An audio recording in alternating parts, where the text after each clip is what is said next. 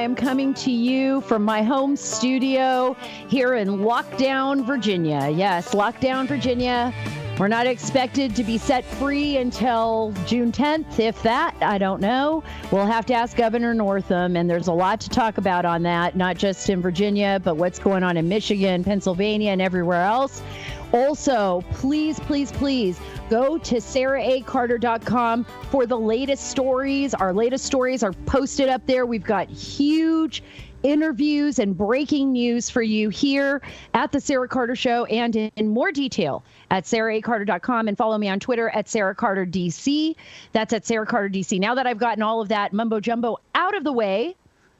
Oh, and don't forget to rate us on the app. That's important too, folks. Remember, you get out there, get on Spotify, on iTunes, give me a 5-star rating if you so desire, and write a review. I love to read them. I love to hear them. And I also spend a lot of time looking at my Twitter feed. So I am constantly looking and liking all of your responses. Some of them are so funny. Some of them are very serious. Some of them I actually take to heart and look at opening investigations. We're also working on a number of big projects. I have a foundation. It's called the Darkwire Foundation, and we will be launching a website this year and doing a lot of great work there, and hopefully getting the information that you need right into your own hands. And the reason I talk about that is because today I have FCC Commissioner Brendan Carr on with us, and he has been on this show before. Today is very important because he focuses right on Chairman Adam Schiff and his secret work that he was conducting in the committee, in the Intelligence Committee, basically accessing phone records. Remember that? Remember the whole thing about getting a congressman, the ranking member of the committee, getting phone records showing that the congressman had talked to my former colleague, John Solomon, who's a journalist, getting Rudy Giuliani's phone records. I mean, this is just insane stuff, right? So basically, what Adam Schiff did was he subpoenaed the telecom companies for these records. And of course, being the chairman of this committee, the telecom company gave up over 4,000 pages, I believe, of records. And unbeknownst to either ranking member Devin Nunes or John Solomon or Rudy Giuliani or anybody else who was wrapped up into Adam Schiff's politicizing and trying to weaponize this for the media, basically, so he could leak it and try to come up with some kind of disinformation campaign, make it seem very nefarious. It's not nefarious at all. People talk to each other all the time. I have spoken to, ranking member Devin Nunes on the phone. Other people I've spoken to other people, John Solomon being one of them, on the phone many times. But believing that somebody could get access to those records it's scary. It scares me. It's what about my civil liberties? What can Adam Schiff just call up and grab anybody's records? Can anybody do this? I guess where are we living? Is this America? What about our rights? And so FCC Commissioner Brendan Carr is going to go into details about that. He did send a letter to Adam Schiff in early March and has still not received a response from the chairman. But, Chairman, if you're listening to the Sarah Carter Show and you're wondering what's going to happen next, just listen. Listen to FCC Commissioner Brendan Carr, because he's on here. And not only that, he's going to talk about issues that you should be investigating, China being one of them. Let's start ripping each other apart here. I mean, the Democrats are consistently going after Donald Trump. It's like President Trump is living in their heads. They are trying to blame him for everything when it is this president and his administration that has been openly talking about all the issues with the American people on the coronavirus outbreak, on this crisis, on this pandemic, this pathogen that has taken over the world, basically paralyzed us here in the United States, paralyzed our allies overseas. Our economies are suffering. I've got the numbers right here. I mean, these are the latest numbers. Jenny is great. Jenny's and Adam as well, the team. We're working very diligently to try to get you all the latest information. This isn't just about me. I have a phenomenal team: Jenny Tare, Adam Carluccio. Am I saying your last name right, Adam? By the way, it's close enough, Carluccio. But I just want to be very clear. I want to say Carluccio. You can. It's so Italian. Carluccio. I just want to be very clear that. Should I try to say Jenny Tare? Jenny is the one that puts all of the show prep together. She does all of the behind the scenes. I'm the technical wizard over here, but she's the one that should get all the credit for putting the show together.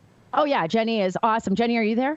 Are you there? Jenny? Yes, I'm here. Thank Jenny you. From Houston. Jenny from Houston. Wait, isn't there a Houston? Houston. I have a call. You have a problem? Yeah, we got no problems here at TTR Studios. We don't have any problems today, thank God. We're trying not to have any problems. But this is Jenny does. Jenny does all this. Jenny, when you look at these unemployment numbers that you put together today, that we were talking about earlier, I mean, 26 million Americans have filed for unemployment. This is really scary because we're a small business too, right? And we're all reliant on each other and advertisers. What goes through your mind, Jenny? You're young. You're a millennial. And then I'm going to ask Adam. It's a very scary thought because not only are these people losing their jobs and, probably scrambling to put food on the table, but then it's also creating this system of reliance on the government. And millennials think that's the solution to a lot of their problems. So I'm worried that in the long term, it could have an effect on our political thinking. Right. A huge impact on our political thinking. And then I'm going to go to you, Adam, because you're a small business. You work with me in my small business, but you have your own small business as well. Are you concerned when you see this 26 million Americans are filing for unemployment? That means people that aren't going to be throwing parties, where you could DJ, or weddings that might be suspended, or, even when you're dealing with the outbreak of COVID-19 and the tragedies that have surmounted because of this outbreak, both physically where people have lost their lives and, we're trying to mitigate the spread of this, but also the employment issue, which is huge, and the failure of so many businesses across the board. Yeah, it's scary, and because the one thing that we're talking about is all coming back, but what I don't think a lot of people are realizing is that once we come back to any sense of normalcy, you think I'm going to be able to host karaoke, folks, and just pass around a microphone for people to just hop up and sing into? I'm really trying to get in for the long haul here so that anything that happens short of that is just good news, because I don't know what else to do at this point. Right. So that takes me to some comments that were recently made by Governor Andrew Cuomo. And I was stunned. And by the way, it was a very well-read story. Thank you, America, on our website, because it looks like you are all paying attention. Everyone out there, every one of you, just like me. I was stunned at what he had to say. Can you please play that first clip for me of Andrew Cuomo? Do we have to? I mean... Of course I will. Of course I will. Do you really want to hear it? Here you go. What if the economy failing worse than death equals death because of mental illness? The people stuck at home. No, it doesn't. It doesn't equal death. Economic hardship, yes, very bad, not death. Emotional stress from being locked in a house, very bad, not death. Try being with my 7-year-old. Domestic violence on the increase. Very bad. Not death. And not death of someone else. I got to say, this governor is he's just tone deaf. There are a lot of issues that come with unemployment. We have hospitals. But this is something that I said on Steve Hilton's show. I'll say it again. Over 1.5 million people in the healthcare field losing their jobs. Boston Medical, 10% furlough of employees. We've got Mayo Clinic cutting their salaries of their doctors by 10%. That's just in the medical field. And I want you to think about all the people that are not going to get their tests or find out if maybe they have cancer and they don't even know it, because they're considered non-essential procedures. And then I want you to think about what happens in the home when somebody loses their job. I've been there before. I remember when my older kids were very young. And at the time, there was a job loss. I was trying to make ends meet with my one job, making $8 an hour for Southwest Airlines at that time. I want you to think about that. Trying to hold on to that job just so I could get my kids insurance and feed them. And they were so young. And I loved the job, by the way, love Southwest Airlines. It was an incredible place to work. At that time, it was very low pay, very low, but it was a different time. And the fact that I had insurance made me so grateful. And I worked my butt off. I loved it. I loved being a part of that team. But I got to tell you, when you don't have money, when you can't feed your children, or you're worried that your apartment is going to be taken away from you, like Erica, she's a housekeeper that I love, and she's like family to me, and she comes over once a week, and I did not let her go, even though I'm just as concerned, but I'm worried about her. She lost almost all of her clients because they're afraid to have anyone in the house. And, just making ends meet. I talked to her. She's like, I don't know how I'm going to make the rent payment or this or that. How can I help you? Maybe you can help do this or that. Maybe here's a side job for this or that. Because she's, she doesn't want to beg. And I can't imagine that she's the only person out there. I can't imagine that. So maybe we could beg for her and just because I'm in the same boat. It's like, look, if anybody out there is listening and you have some work that can be done by someone else in your community, give it out, because there are people who are dying to do anything for you, and probably at a pretty good price at this point. Really? Yes, really. This is what makes America so great, is that we are a society of immigrants, of people that came from everywhere, that want to work, that want to do our best, that want to be innovative and build up.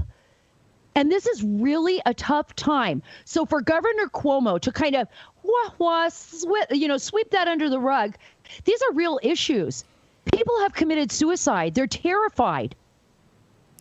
And of course, suicide's a different issue, and I know that's come up quite a bit, but, suicide rates do go up when the economy is bad. We have to take that into consideration, but there's also a lot of other mitigating factors, mental health issues that we're looking at. But those are very serious issues. And if there is domestic violence in a house, that is not just like, oh, well, at least it's not death. No, domestic violence is very serious, and it sometimes does lead to death. Let's hear what Andrew Cuomo has to say about that. Right. Is there a fundamental right to work if the government can't get me the money when I need it? Is there a fundamental right you want to go to work? Go take a job as an essential worker. Do it tomorrow. Right? You're working. I am. You're an essential worker. So go take a job as an essential worker. But the people aren't hiring because of the pandemic. There are people hiring. You can get a job as an essential worker. So now you can go to work and you can be an essential worker and you're not going to kill anyone. Oh, wow. I just can't believe it. Why couldn't I have been a journalist sitting there in front of Cuomo? I would have so much to ask him. I would follow up until he had to run out of the room. That is just unbelievable, and it's unacceptable. It's unacceptable what he said. Just be an essential worker? Oh, wait. Hey, wait, tomorrow maybe I'm going to be a doctor, huh? Or, an epidemiologist. Or what if you're, working as a server, and then all of a sudden your restaurant that you worked at, a local family restaurant, just shuts down on you. You're living in New York City. Where do you go? What kind of arrogance, what world, what bubble, where does he live? Where does Andrew Cuomo live? Where in the world does he think, or any of these governors, think they have a right to tell Americans, yeah, you know what, at least you're not dead. We're just locking you up in your house. And oh, hey, by the way, we're not allowing people to throw you out of your apartment. Well, guess what? That's not going to last forever, people. That's not going to last forever. You're not going to get this break forever because it can't sustain itself. An economy cannot sustain itself this way, right? It's like a body.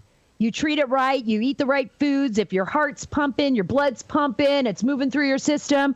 I think there was a guy on Laura's show that was talking about this, a CEO, saying that, but an economy is like your human body.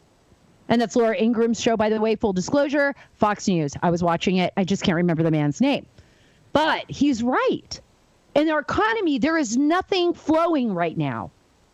It's choking our economy. And I'm not saying we can't take precautions, and I'm not saying we shouldn't. What I'm saying is that there is absolutely no common sense coming out of the people in Washington, D.C. or in our local governments right now. They're just, a lot of them, there's just no common sense. And they think they have the right to talk to Americans this way, Americans that are going out there and protesting because there's nothing else left. It's like, wait a minute. What about me? What about my kids? What about my insurance? What about my job, my house? What about my car if it breaks down? What about my children in college that I'm paying for? What about the milk that I have to buy? They probably don't even know how much a gallon of milk costs. $4 a gallon, $6.99 if you buy organic. I try sometimes, but I'm just like, wow, I can't believe I pay that much for organic milk. So, I go over and get the 2% regular, three something a gallon, $3.97. What about all of the costs for us and walking around with face masks? And remember when masks were like, you couldn't walk out with your face covered because everybody was scared of terrorists? Now we're all walking around with these face masks, and glasses. We don't even know who we're dealing with. Anyways, that's what I want to talk about. Those are real issues that affect every day, affect us, affect you, affect our world. It's us as a society. I thought we were in this together. I thought that's what it was. We're in this together. And instead, people in our government are still ripping each other apart. And this is the reason why I have FCC Commissioner Brendan Carr on with us today. I got to tell you, Brendan Carr, probably one of my most favorite people now on the planet. The man is intelligent. He has common sense. The first time I spoke with him, I was just amazed by what he had to say, because finally here is something so refreshing, right? Here's the commissioner of the FCC that isn't playing politics. He's saying it like it is. He's laying out the real national security threats that, by the way, when I first started in Washington, D.C., as a journalist with the Washington Times, coming from L.A., nobody wanted to talk about China. I am telling you that. I recall so many conversations, I won't even mention the names, with senior level officials at the Pentagon, within the administration, that would not at all discuss China because they were terrified of China. They didn't want to upset China. They didn't want to ruffle China's feathers. They didn't want to ruffle the manufacturers here in the United States and the big companies that actually went to China, left the U.S., went to China and to make cheaper products and basically gave away all our technology at the same time while they did that. So nobody wanted to talk about those national security issues. In fact, they would say, if I come and do an editorial board, I don't want China to be a topic. We don't want to talk about China. Well, here for the first time, we have an administration that's willing to face China. And by the way, President Trump, even before he was president, for 30 years, he has been talking about bringing jobs back to America and that China is a huge problem for us. So this is nothing new for President Trump. He is right on board with this.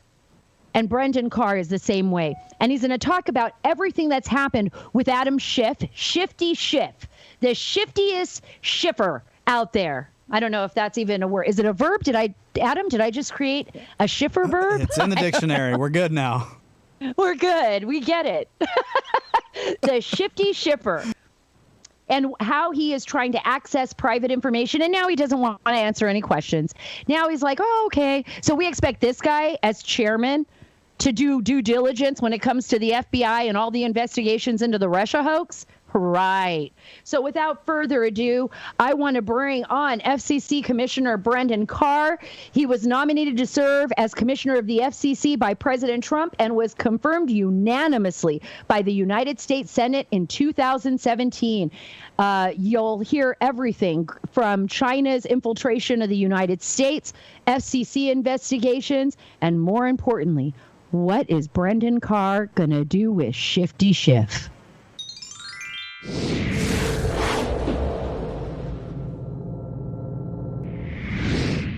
Commissioner Carr, it's so great to have you back on the Sara Carter Show. Thank you so much for joining us. We didn't get a chance last time we were on to discuss what was happening with Adam Schiff. You had actually sent a letter in March to Schiff to basically answer questions. So the chairman of the House Intelligence Committee, I want you to fill everybody in on this, but basically he obtained phone records of John Solomon, Devin Nunes, Rudy Giuliani, their communications. A lot of people may have forgotten about this with, of course, the crisis we're facing with COVID-19. But you actually sent a letter asking him to explain that. Can you go into that a little bit? Yeah, look, I think Americans would be shocked if they saw the extent of the secret surveillance state that Chairman Schiff and his team have been running. Federal law has long protected the privacy and confidentiality of Americans' call records. At the FCC, we have rules that govern this. We have said that your call records contain highly sensitive personal information, who you call, how long those calls last. And what was revealed to us not too long ago was that Chairman Schiff has been issuing partisan and secret subpoenas to obtain thousands of pages worth of Americans' call records. And then he's been exposing and publicizing those call records. Look, I think we got to ask ourselves, are we comfortable with one political party, whichever party that is, having the power to secretly obtain and then publicize our private call records? I think that raises a lot of questions. It does. And one of the things that I think, especially for everyone out there that listens to the Sara Carter Show or that writes me, sends me emails, is the concern of civil liberties, especially now. We've seen it with the FBI, the investigation into President Trump, those former senior officials from the Obama administration, like James Comey, who was fired, Andy McCabe, who was fired. These are senior level officials inside the Bureau, an agency that we trust. And now we know, based on the IG report, and I think everyone knows it out there, and because of the footnotes that were obtained by Senator Grassley and Senator Johnson, that they violated so much of this law. I mean, in order to spy on Carter Page, they manipulated and they omitted information that was submitted to the FISA court. And now we see Adam Schiff, who's the chairman of the House Intelligence Committee, by the way, which is overseeing right now these violations in the FBI, doing the exact same thing. I mean, how do you handle it as the FCC commissioner? How do you get to the bottom of what's going on here with Schiff, and also looking at all those civil liberties? And we'll go into those, I guess, with COVID-19, because we're seeing a lot of that happening right now. How do you balance that out, and what are you expecting to get from your inquiry? Yeah, there's a lot of interest in Congress right now in reforming FISA and other surveillance approaches that are going on in the agencies. But I think first and foremost, Congress needs to get its own house in order. Clearly, Congress has authority to issue subpoenas. Clearly, they can obtain some call record information. But the question is, why did Chairman Schiff proceed in a secret fashion? He didn't always used to do that. In fact, Chairman Schiff issued subpoenas to a bank that President Trump used and to an accountant for President Trump, Mazars and Deutsche Bank. And he publicized the fact that he did so, including issuing press statements to the New York Times. His publicizing of those subpoenas provided the legal notice that allowed the president's lawyers to seek to block those subpoenas, which they allege are not lawful. Those cases have worked their way to the Supreme Court, and Chairman Schiff has been blocked from obtaining a single piece of paper on those subpoenas. So what did Chairman Schiff do? He shifted course. Rather than providing public knowledge of his subpoenas, he did it in secret. And that prevented anybody, you, me, anyone that's a target of these subpoenas, from exercising our legal right to go to court and determine, is this a valid subpoena or is this a subpoena that has exceeded his authority? So a lot of questions about why he decided to shift course and proceed in secret. Well, that's interesting because he created basically his own FISC. He created his own foreign intelligence surveillance court there inside Congress. When you do that, when you don't advise someone that you're seeking a subpoena, I mean, sure, if it's legal, if he felt that there was a need for the American people to see those records, okay, fine, then do it the legal way and allow the person that you're seeking those records from the opportunity to defend themselves. Here, he didn't do that, and he exposed it. Did he violate any laws, specific laws, by doing that?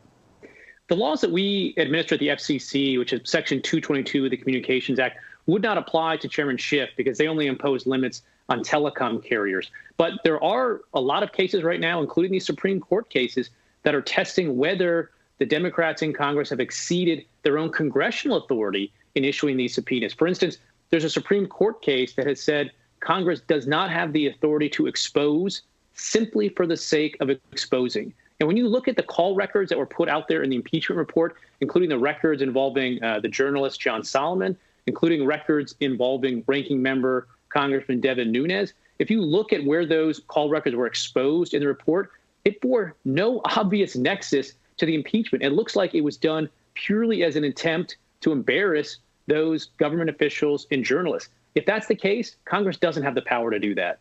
So it's almost like they weaponize the system is what they do. I mean, they weaponize the system against their opponents or their enemies in order to expose them and defame them in the media. My question is, how did they allow, or I'm talking about the telecom companies, when Schiff subpoenaed those records, why did the telecom companies allow them to do that? One, turn them over so willingly, and instead of saying, well, wait a minute, you're a member of Congress, you're a chairman, I get it, but there's got to be some legal precedence here for me to turn over someone's private telephone records. I think that's what really concerns me and probably concerns everyone out there watching this right now. Yeah, we don't have all the answers yet. Of course, what we can tell is that Chairman Schiff issued this subpoena to at least one telecom carrier. That telecom carrier then turned over 4,000 pages worth of call records. To some extent, that carrier was put in a tough spot. You're getting a subpoena issued from a powerful chairman of a committee that has a lot of authority over you, and you process subpoenas fairly routinely. So I think the real flaw in this process was the deviation from the norm of providing notice to the targets, which Chairman Schiff has done plenty of times directly himself. I think that's the deviation that I'm focused on. These carriers were put in a tough spot when they're getting a congressional subpoena. So what comes next? You've sent a letter to Chairman Schiff. Has he responded at all to that letter? Unless his response is as secret as the process he's been using to obtain call records, then I haven't seen it yet. And what's concerning is we're now seeing a movement in Congress to stand up a series of additional partisan investigative bodies. In fact, I think Congress is voting today on standing up a new committee like that. And there's been concerns raised that this is just going to be another political weapon. And so I think before Congressman Schiff and the Democrats fire back up this secret surveillance machine, they owe the American people some modicum of transparency and some answers about the way they've been running this. Absolutely. Let's talk about that because that is very important. And you brought this up even before we got on today to do the show. It's Congressman Clyburn and trying to set up a committee on COVID-19. Explain why having this other committee is more detrimental than it is helpful and why it can be used as a political weapon. There's important oversight work to be done after the CARES Act passed and all of the funding that Congress has appropriated.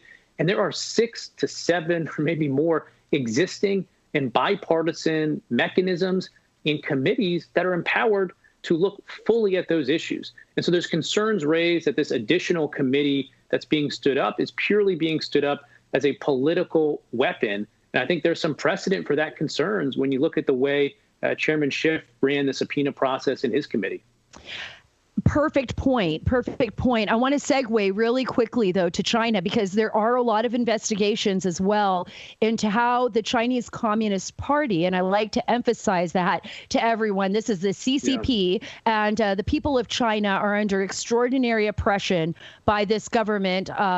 President Xi, if you want to call him president, has exerted over his nation. But the fact that now U.S. intelligence, and I've spoken to U.S. intelligence officials about this as well, believe that this virus emanated from a lab. They are still investigating the circumstances surrounding this. This is a global issue. Obviously, it's affected us directly. Can you talk a little bit about those concerns that you have with the CCP, China? We talked about China Telecom last time, Chinese government officials operating here inside the United States as well. Talk a little bit about what the FCC is doing to kind of weed that out and conduct its own investigations to protect our national security. Yeah, you're right to draw that clear distinction between the Chinese people and the communist regime. The Chinese people are the most directly and most often brutalized by the Communist Party that operates there. I think President Xi might be giving him too much credit. I think, Party Chairman Xi is probably a better name for him at this point. Here's, what we know. There was a WHO scientist. She was the lead epidemiologist and still is on the COVID-19 response. She said that in December 2016, the first evidence that she started seeing made her reach the conclusion that this was a human-to-human transmissible virus. Yet 2 weeks later, the WHO was parroting Communist China talking points saying there's no clear evidence of human-to-human transmission. So the WHO has some serious accountability here. And I think the communist regime has been taking advantage of this pandemic to spread its global political agenda. Absolutely. And we've seen that, though, for decades, right? Very slowly, the Chinese government, the Chinese Communist Party has made its way in to various regions of the world, Africa, the United States, South America, Central America. Their focus has always been, technology, telecom, obtaining intellectual property secrets from the United States and from Europe in order to, I guess, expand its own industry, which is pretty much dead of innovation in China. So they basically have to go out and steal everything. That's my opinion, but I think that's what happens quite often with China and the Communist Party. So in the United States, we've seen an enormous amount of concern, and threats. We've seen people in universities that have taken money from the Chinese government, Harvard being one example, where China has had some influence in some of our major universities. We've seen people that have worked here in the United States in some of our top industries being arrested for being Chinese spies. And now we have you, Commissioner Carr, you're adamant about going after these companies and really looking at them. Do you see any resolution to this? And where is the FCC at now as far as investigating some of these companies? Look, I think when you step back and you look at how basically from day one in 2017, when we exited the Obama-Biden administration, President Trump was clear that we needed to fundamentally change our relationship with communist China. And I think the importance of that message has never been more clear. Look, Americans used to have to page through dusty foreign policy journals to see what oppression looked like in communist China. Not so anymore. Americans are living it today. The authoritarianism of the communist regime exacerbated the spread of COVID. So Americans are stuck at home. They're out of work. Their kids are out of school. For the first time, they are very much feeling the impacts of the communist regime. And I think the idea that we're now showing some strength in our relationship with China is so important. At the FCC, we've prevented China Mobile, which is ultimately owned by the communist regime, from entering our telecom markets. We have prohibited subsidized Huawei gear from going to the networks.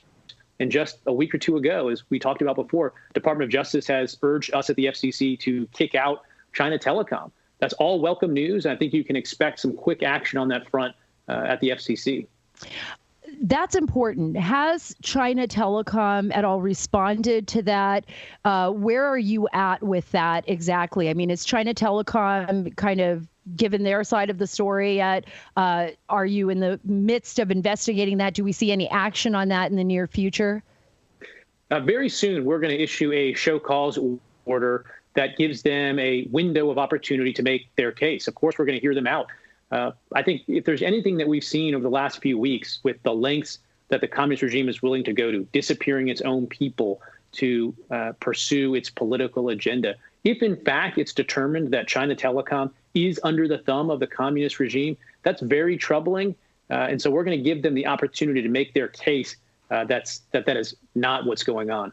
I think one of the most interesting things for me, especially with you, has been watching your back and forth Twitter with Chinese government officials, the Chinese spokesman for the CCP. And you've been very direct with him. Oh, thank you so much for the invitation. Will you allow me to speak to those citizen journalists that have basically disappeared and have not been able to communicate since they reported on the pandemic in China and exposed the truth of what was happening in China? And talk a little bit about that. I know that they've invited you to come. Have they taken you up on the offer to actually meet with some of these Chinese citizen journalists and doctors who reported on China? Look, there's nothing that a communist likes less than hearing the truth spoken freely and loudly. I think it's incumbent on all of us that have a platform to do it. It is always the right time to push back on communist propaganda. And that's what I've been doing with the platform that I have on Twitter. They have not taken me up yet on my offer to travel there to the extent that they would make available these journalists and doctors that they've disappeared. If anything, obviously they're heading in the wrong direction with some of the recent crackdowns on freedoms in Hong Kong and the arrest of pro-democracy leaders in there. Well, one of my very dear friends is Andy Chan in Hong Kong, and he was with the Hong Kong National Party. He's actually being nominated now for a Nobel Peace Prize. So I'm so excited I'm going to throw a shout out to Andy because he's somebody I care about deeply, and he's stood up to the Chinese Communist Party at the peril of his own life, I believe, on a number of occasions, and has lost his freedoms because of that to some extent. So there are a lot of people in the Far East, in Hong Kong, in China, that are standing up to the Chinese Communist Party. I wanted to ask you one question that I was curious about because I have a friend who was in China. And they told me that the Chinese government has such an incredible intrusive system into your phones, into your internet.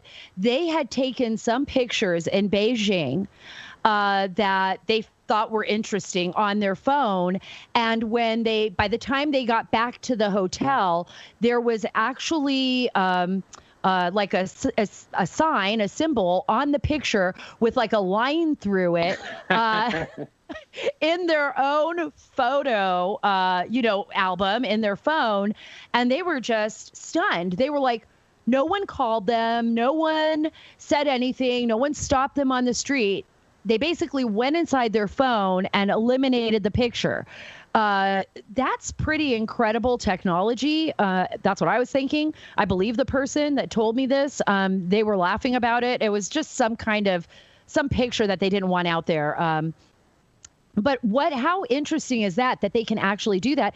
And is that at all concerning when you think about telecom companies and maybe the backdoor access that they can utilize to get into other systems inside the United States? Not just telecom, but maybe utilizing those systems as access portals into other areas that might be more national security related. Yeah, the surveillance apparatus that the Communist Party has, the technological tools, the backdoors that they have access to is amazing. It is something that we cannot underestimate. And I'll give you an example here.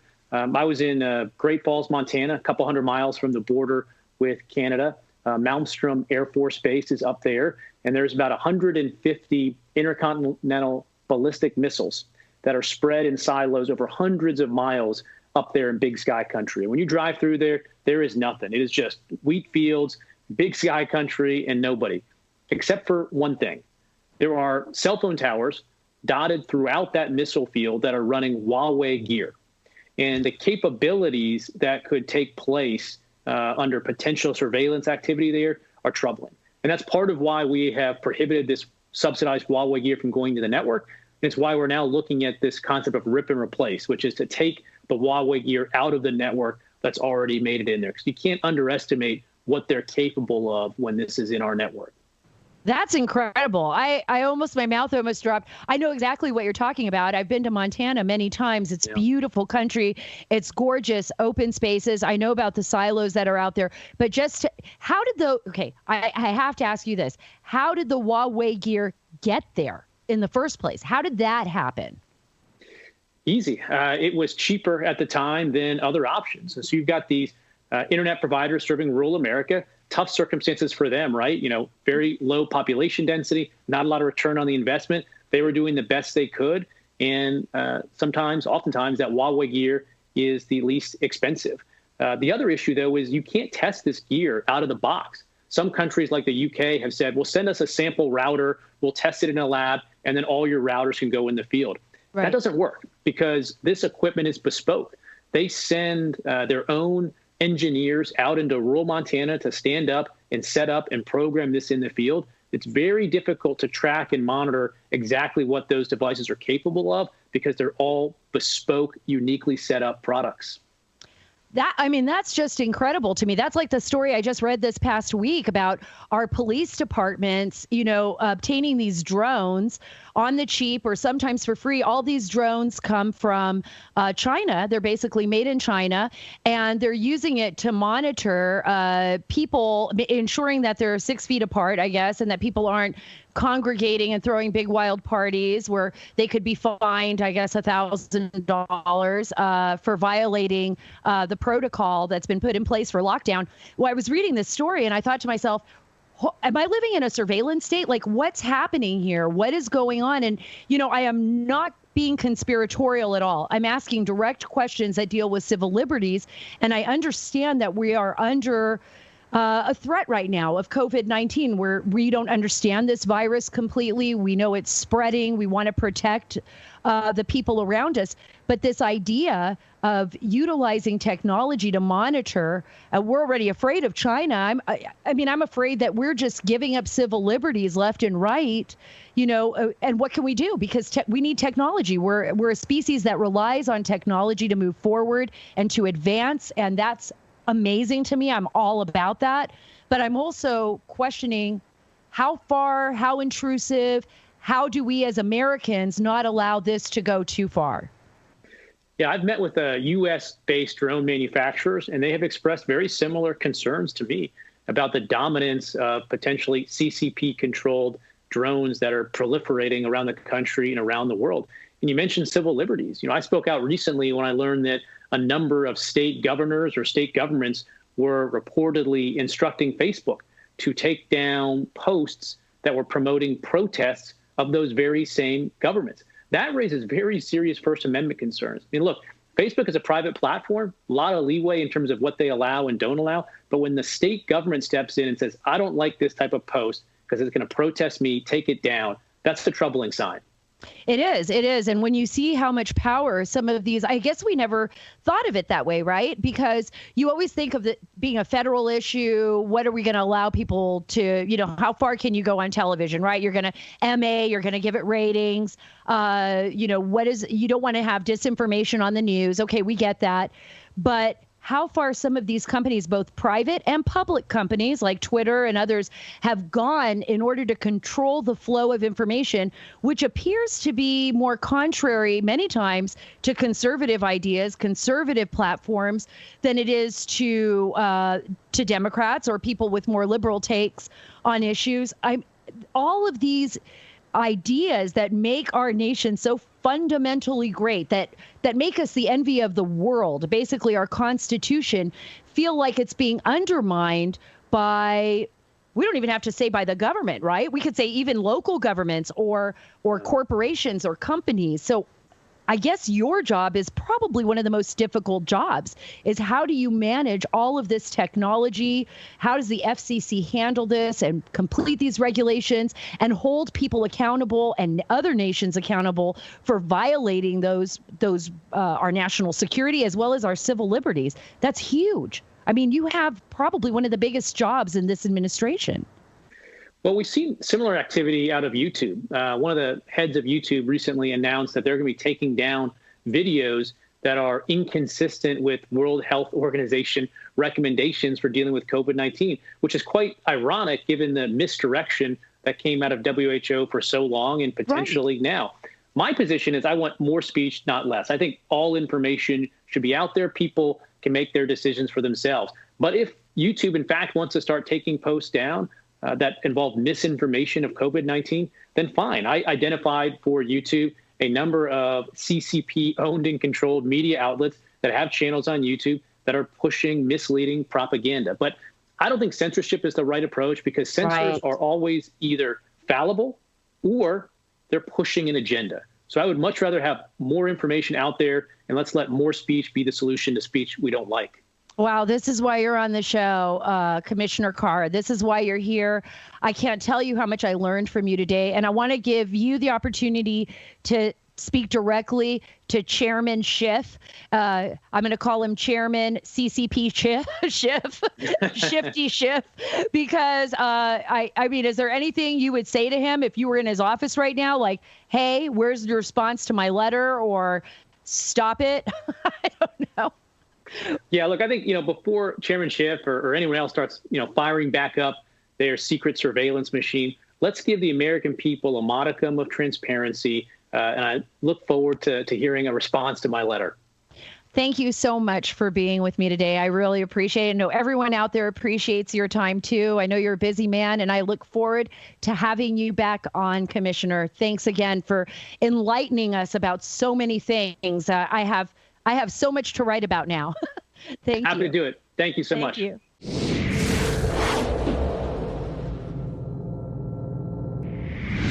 Not say yesterday when I did the show with Patricia Kramer, and she gave up all of that explosive information on what's happening at the border, talking directly to President Trump about the people that were flowing back and forth across the border despite COVID-19. Didn't I say that today's special with FCC Brendan Carr was going to be explosive? It was. I got to tell you, the information that we're hearing and the access that the Chinese Communist Party has inside the United States of America is unheard of.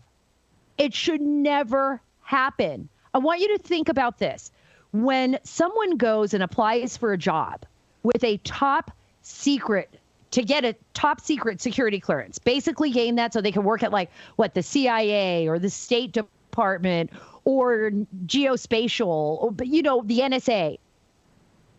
Think about what they got to go through to get that job, right? All of the investigations, background checks, polys, everything that they need to go through, everything that they need to expose. But here in the United States, Chinese companies are coming in and setting up shop and gaining access to technology that basically sustains us, our communications, right? Think about that. Think about what FCC Commissioner Carr has to do in order to investigate this, what our lawmakers should be doing. How did this happen? How did we allow this to happen? Think about the university systems that have been infiltrated by China. Think about our intellectual property that has been stolen by the Chinese Communist Party. How have we allowed this to happen? Why is this happening? And when is this going to stop? And is it too late in some cases? How far have the Chinese gone into our system? How far has their military and their intelligence apparatus? And what's happening right now with COVID and the investigations being conducted by U.S. intelligence into how this virus, Wuhan virus, came out of China, spread across the globe, and basically seized us, paralyzed our economies. Think about the 26 million Americans who have filed for unemployment.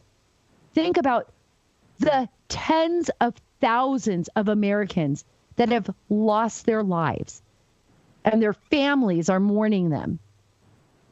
And about our governors and our local officials and the civil liberties that we've lost because of this, because of COVID. And think about, God bless our president.